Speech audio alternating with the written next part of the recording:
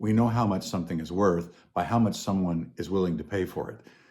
That's a principle in economics that I think is really important. But when we look at the work of Jesus on the cross, if we look at the work that we celebrated last Sunday, the 3 days that changed the world, we see this dynamic that a price is being paid. And the New Testament uses the word redemption. And redemption is this beautiful concept of being rescued out of slavery, of being bought out of slavery, no matter how you got there, that someone else is taking the responsibility on themselves to go after you, to get you, and to pay the price for your and my freedom. So that's how Peter says it, and it's beautifully written here by the Apostle Peter. He says, "For you know that it was not with perishable things as such as silver or gold that you were redeemed from the empty way of life handed down to you by your forefathers, but with the precious blood of Christ, a lamb without blemish or defect."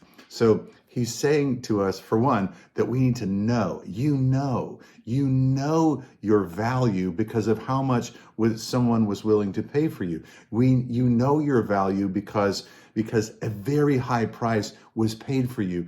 God came to get you. God paid the price for you. And it wasn't with silver or gold. He didn't just pull out his pocket and say, hey, I own the cattle on 1,000 hills. I can pay whatever price it is. He gave the life of his very own son, And he gave that life. That was the price that was paid for you to be bought out of slavery to sin, to Satan, to death. It was that price that was paid.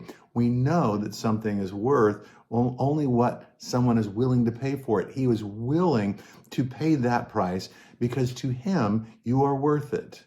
Now, I hear people say, but I'm not worthy. And it's like, of course you're not worthy. You've not done anything to own, to pump up your value or anything like that. But God sees his image in you. He sees value in you. He sees value in you right now. And you are valuable to God. And he was willing to pay the life price of his own son to redeem you to himself because that's how valuable you are to him.